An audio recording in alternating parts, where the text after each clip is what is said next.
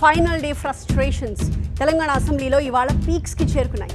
కక్ష సాధింపే అని ఒకరు, కక్ష సాధించుంటే మరోలా ఉంటుంది అని మరొకరు. మొత్తంగా రేవంత్ కేటీఆర్ మధ్య రాష్ట్ర అప్పులు, వడ్డీలు, ఉద్యోగాలు, నోటిఫికేషన్లు, అభివృద్ధి హామీలు ఇలా ఒక్కటేంటి చివరికి వ్యక్తిగత జీవితాలపై కూడా సెటైర్లు నడిచాయి. తెలంగాణ అసెంబ్లీ ఆఖరి రోజు అట్టుడికిపోయింది సభ.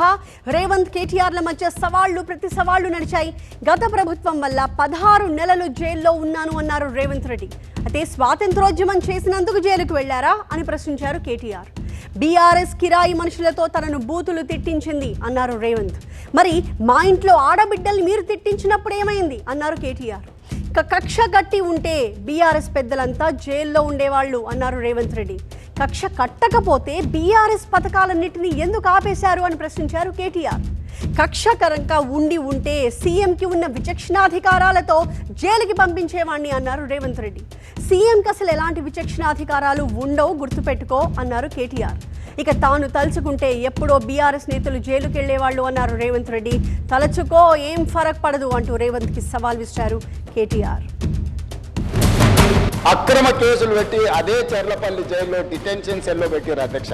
16 రోజులు నిద్రలేని రాత్రులు గడిపిన పార్లమెంట్ సభ్యుడిగా, పార్టీ వర్కింగ్ ప్రెసిడెంట్ గా అధ్యక్ష ఆయన ఏమైనా స్వాతంత్రోద్యమం చేసి జైలుకు పోయింది అధ్యక్ష. నా బిడ్డ లగ్గానికి లగ్గపత్రిక రాసుకోవడానికి కూడా అడ్డుకుంటే కూడా నేను మిమ్మల్ని ఏమనలేదు. మీ కాడి కొరకు వచ్చేవరకే భార్య పిల్లలు, వేరే వాళ్ళకి లేరా అధ్యక్ష భార్య పిల్లలు?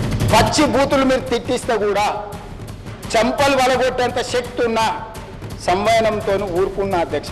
ఆనాడు మా ఇంట్లో చిన్న చిన్న పిల్లల్ని పట్టుకొని, మైనర్ పిల్లల్ని పట్టుకొని బూతులు మాట్లాడింది మీరు కాదా?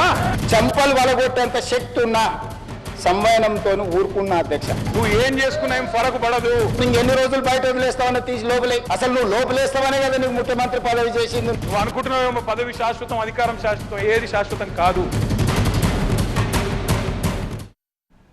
చూసారా, ఇప్పటివరకు మీరు చూసింది వెరీ సింపుల్ డైలాగ్స్. అంటే శాంపుల్ కింద చెప్పుకోవచ్చు.